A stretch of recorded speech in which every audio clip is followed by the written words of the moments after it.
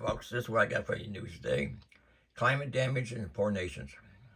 This is from, where's this from here? This is the New York Times.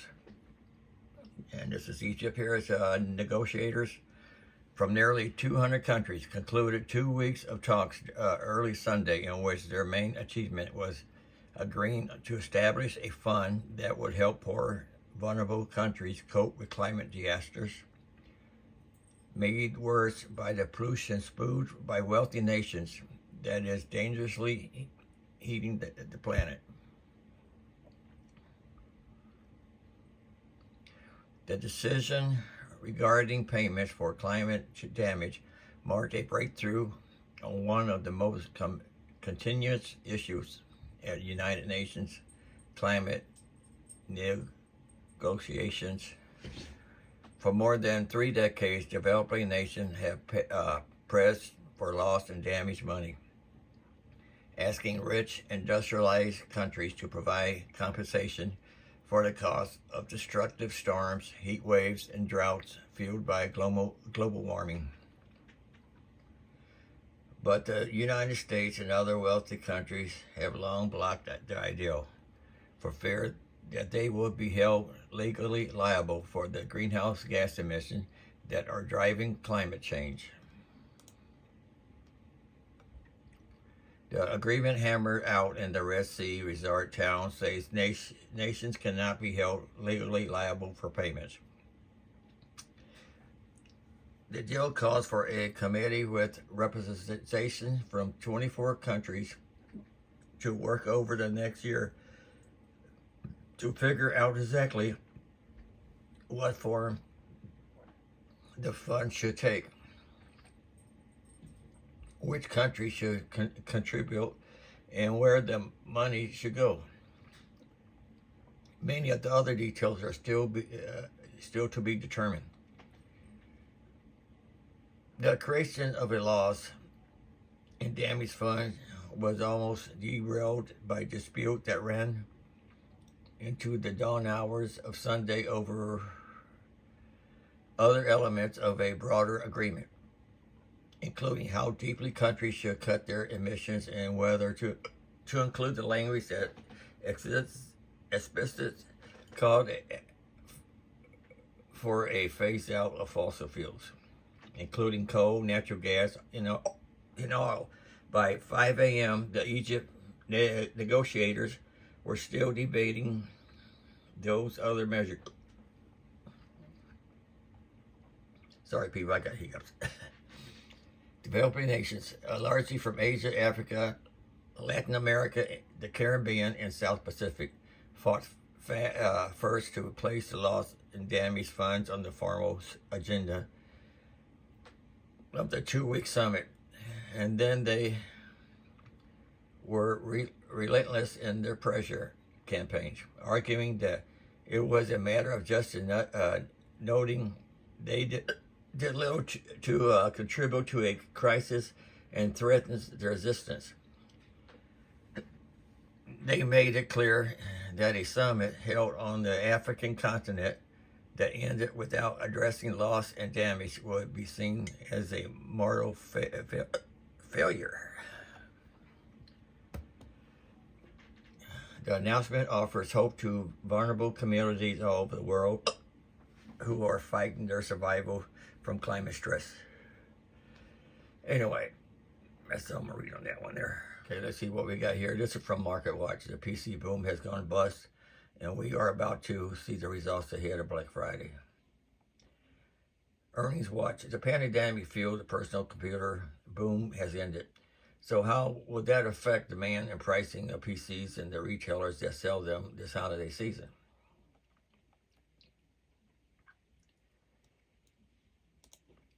A sense of the fallout will be provided in the week ahead, and results due to PC makers Dell Technologies Incorporated and HP Incorporated, along with video conferencing platform Zoom Video Communication Incorporated, and electronics chain Best Buy Company Incorporated. All those companies will report amid signs of deep holiday discounting for products such as clothing and electronics after many customers stuck at home in 2020 and 2021 loaded up on laptops and other goods and turned Zoom into a digital conference room. But this year, decades high inflation and a return to pandemic spending on travel and hanging out in person have forced retailers and electronic makers to adjust to a world where more people are spending on essentials. PC shipments have fallen at rates not seen since at least the 1990s. Adobe has said on online holiday discounts for electronics have been as steep as 17% for computers. They run for as much as 10% less. TVs are also being sold for cheaper. Holiday season forecasts have generally called for sales increases, helped by price increases and enduring demand despite those price increases. However, results from Target on Wednesday missed big on third quarter's earnings, and the big box retailer said it has bracing for a possible decline in fourth quarter same-store sales, citing softening sales and profit trends and emerged late in the third quarter and persisted into November. Results from Walmart were almost the opposite, however, detailing earnings the best way by a wide margin and a raised full-year outlook. Among smaller retailer discounter, Ross Stores Incorporated hiked its full-year profit forecast, citing sales momentum, but easier year-over-year comparison up ahead. But Williams Sonoma Incorporated noted macro uncertainty and increasingly inconsistent demand. This week's in earnings, the companies report during a shortened, quieter week, thanks to Thanksgiving, and after concern about a recession have hung over much of the year. With 94% of S&P 500 companies having already reported third quarter results, only a dozen are set to release earnings in the week ahead. But among those 94%, there are signs that preoccupations in a downturn might be easier. After the economy grew during the third quarter and reversed after 2 quarters of decline.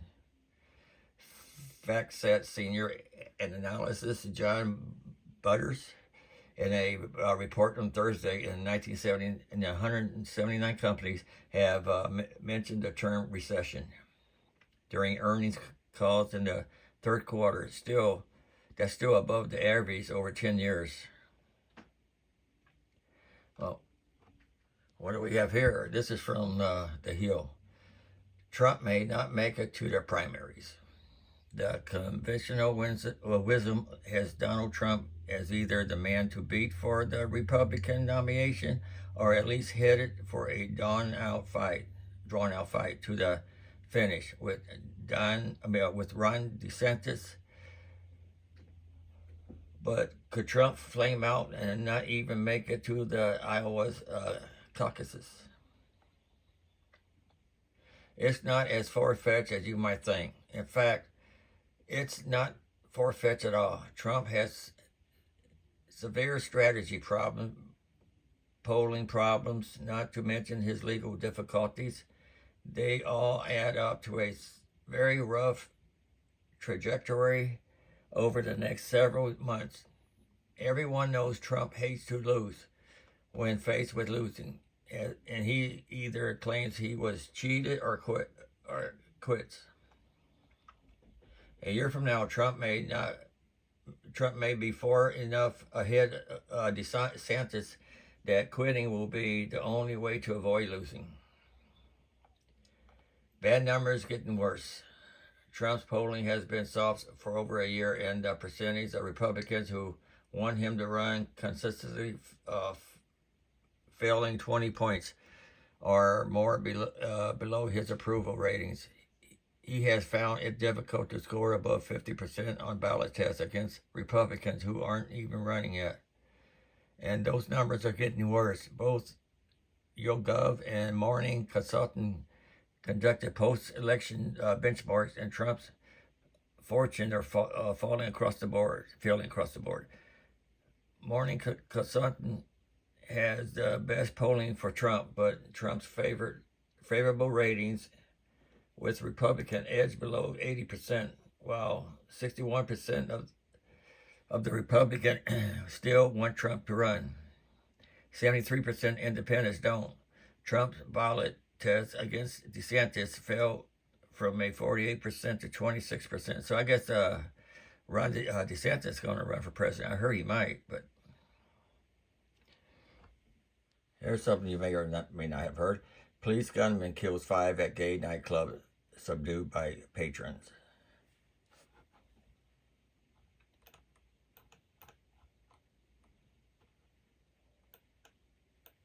Colorado Springs, Colorado.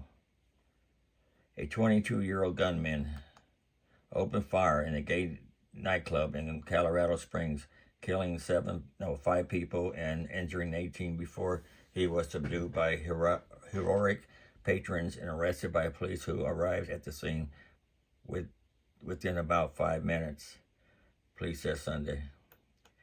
The 2 firearms, including a long rifle, was found at the scene at Club Q with it said Colorado Springs Police Department. At least 2 heroic people comforted the gunman and stopped the shooting, the chief said, adding,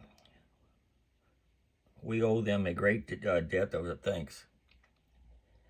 Authorities received a report of a shooting at Club Q at 11:57 p.m. Saturday. Colorado Springs Police Department. Let's see. The violence is the 6th mass killing this month and comes in a year when the nation was shaken by the deaths of 21 in a school shooting in Uvalde, Texas. Castro said the suspect was injured but didn't know how, and that the FBI was on the scene. Attorney General Merrick Garland has been briefed on the shooting. Justice Department spokesman Anthony Coley said the FBI said it was probably assistance to Colorado Springs Police, but said that the police department was leading the investigation. My heart breaks for the family and friends of those lost, injured, and traumatized in this horrific shooting.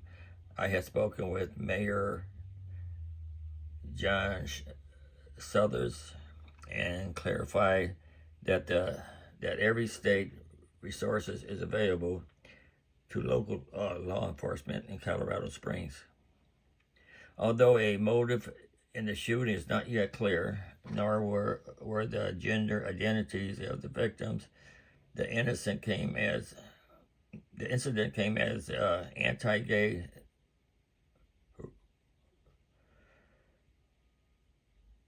rhetoric as intensified by extremists. In a statement, Club Q termed the shooting a hate attack.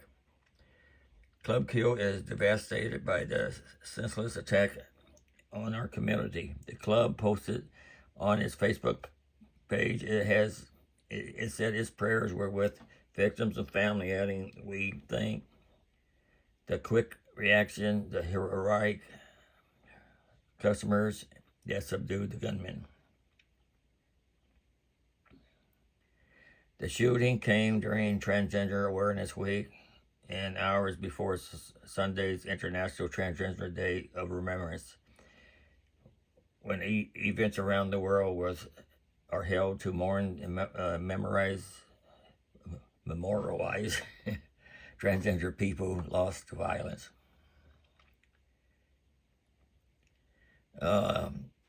Club Kill is a gay and lesbian nightclub that features a diva drag show on Saturday, according to its website. Let's talk about something on the lighter news. Missy Link, the remains of Noah's Ark may have finally been discovered. The legend behind Mount Ararat, as told in the Bible's recounting of the famous flood after the rainfall stopped and the water started to recede, Noah landed the ark at the mountains of Ararat. To know if the water has settled down, he sent out a dove and a raven.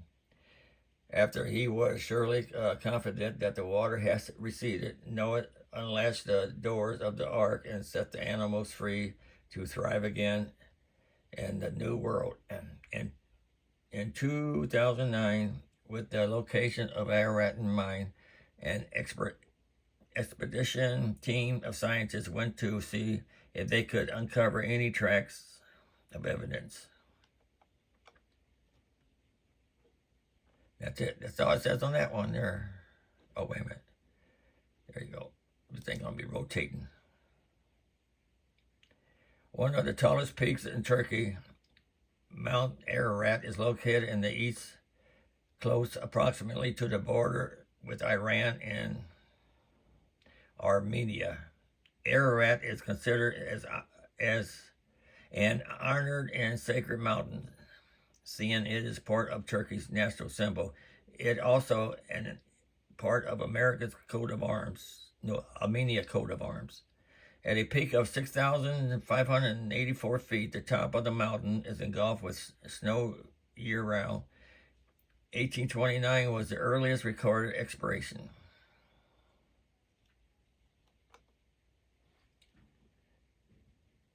That must be it right there.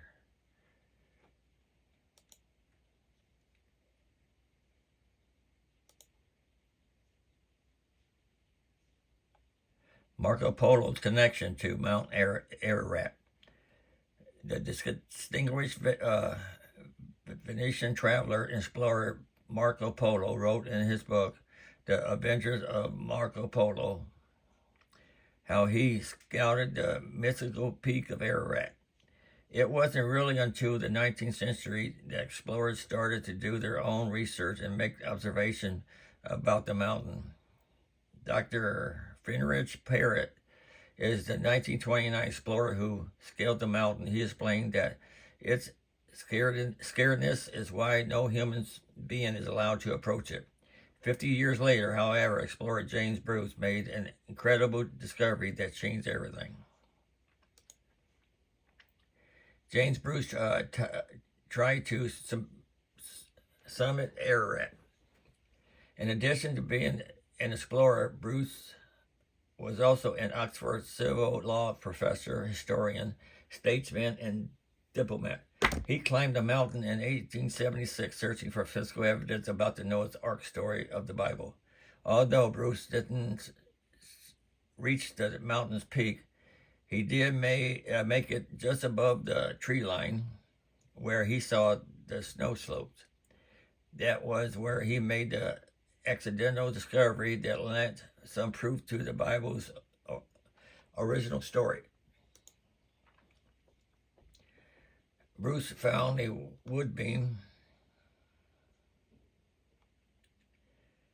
Even though Bruce was clearly hoping to discover any evidence related to the ark, he wasn't too confident about what he might find. However, what he did find left him speechless. He came across an ancient beam on the snowy slopes of Mount Ararat. It quite possible could have been remains of the ark, but much to his disappointment, the beam was much too big to have been transported all the way down the mountain. When he went back to England, the news of the discovery transformed into research madness. The persuasive photo. While people were enthusiastic about Bruce's discovery of the wooden beam, this evidence didn't even scratch the surface of the convincing expert it was from Noah's Ark. Additionally, some explorers claimed they found other forms of proof, even the entire boat, but there still wasn't any tangible evidence. Another expedition was on the horizon in 1960. A man named Ron Wyatt looked at a photo of an 18-mile area of the peak. In the image, there was something that sort of resembled a boat, so yet another expedition was in line. Some similarities. According to the story of Noah's Ark, the Ark supposedly rested in the Ararat Mountains, although there isn't one primary peak, but many mountaintops. In addition, certain biblical scholars bantered that Ararat was the name of the whole region, not just the mountain. Feed the dogs. In eastern Turkey, on this one side, a big structure can be found 18 miles south of the modern Ararat. Even more intriguing is that it seems that it could be an ark. Ron Wyatt wanted to prove that it indeed was. A more in-depth look. In 1985, Wyatt was joined in his expedition by David Fosso, an ex-United States Merchant Marine officer and salvage expert.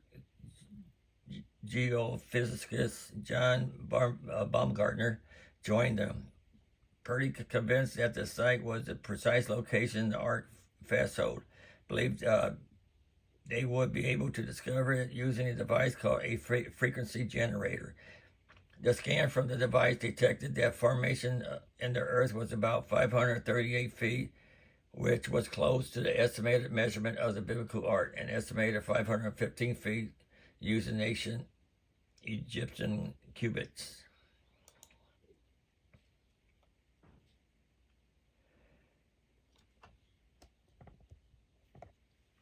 Fosso and Wyatt searched the area for any telling signs of the Ark, but they found something that weren't anticipated. Boulders with ancient carvings were discovered, and according to Fosso, the boulders were anchor stones that may have been used to stabilize massive ships during the storm. Despite this exciting discovery, the boulders were found miles away from any bodies of water. But Fosso still felt confident they were on the Ark. Many remained skeptical that the story was a mere myth and nothing more. I think so. I think it's all a myth. Many still had doubts, even though Fosso and Wyatt's case was compelling. Certain geologists and other experts immediately denying their claims. Anyway, that's all I'm going to read to you today, folks. I hope you have a good day. Don't forget to like, comment, keep watching, and see you tomorrow.